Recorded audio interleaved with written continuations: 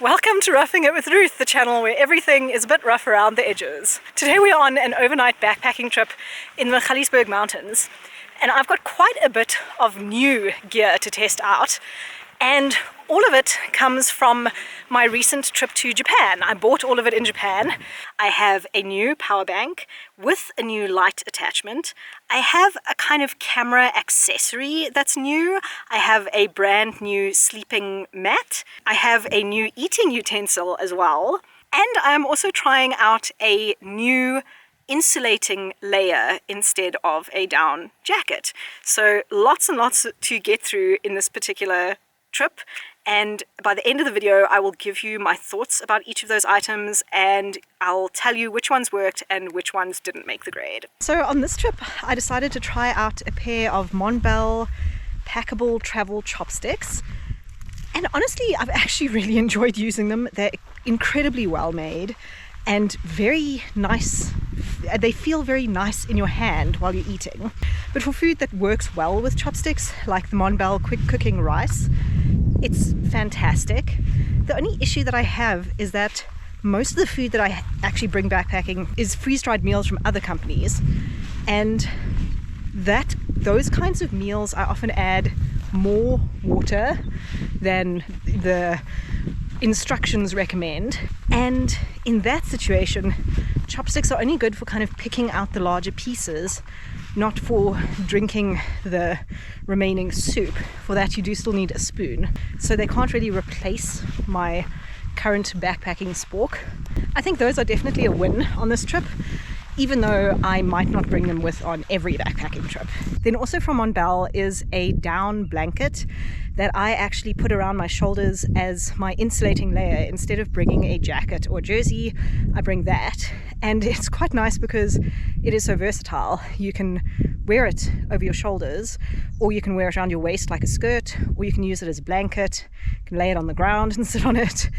And I have previously used a larger version of that Mont-bell Down Blanket, which is really good for colder conditions. This medium-sized one is definitely not as warm as the large-sized blanket doubled up, but it is far lighter weight and more packable because it's so small, and it is still warm enough for sort of summer, maybe spring conditions depending on where you live.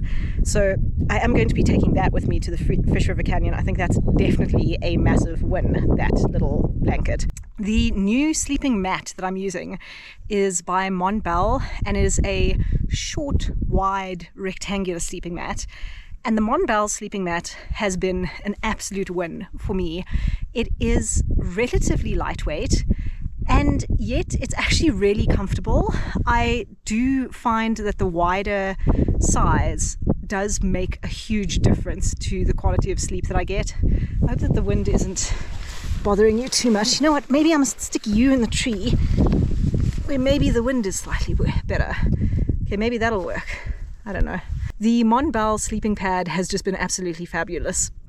It's really, really comfortable, and while there are certain features like the pillow strap and the little connecting toggles that I don't actually use because I don't have any of those accessories, I do still find a lot of those things useful. For instance, the pillow strap can cinch around the entire mat to hold it up in a rolled position, so you don't technically need to take the stuff sack along, and I think on my next trip I might actually leave the stuff sack behind. It's extremely comfortable. I also didn't find it very noisy when I was moving, which is very nice. Some of these air mattresses can be quite noisy when you move around, but I think that Montbell sleeping pad is definitely going to be part of my core backpacking kit from now on. The new power bank that I'm testing out on this trip is from a brand called Nestout, which is actually from the company Elecom. And the cool thing about the power bank is that it is IP67 waterproof rated, so you don't actually need to waterproof the power bank. So long as it has its little screw-on cap fixed in place, it is waterproof, which is very nice. And then the other thing is that I also bought an attachment that goes onto the power bank that turns it into like a tiny little tripod with a light attached at the top. And I must say that the first night that I used it, I was very impressed and I enjoyed it. But then when I was sleeping, I'd turned the whole system off and I felt something crawling on my shoulder in my sleeping bag, so I quickly squashed it and then wanted to turn the light on to see what it was that I had squashed, and unfortunately I just couldn't get it to turn on. And I think that actually it was just user error in that moment where I was gripping some sort of bug in between my fingers and it was dark and I was like fiddling with this unfamiliar power bank. I think I just didn't do the right thing. At the time I thought that the power bank was dead, which I was very disappointed about because it's a 10,000 milliamp hour power bank. But then the next morning I saw the power bank was not dead at all.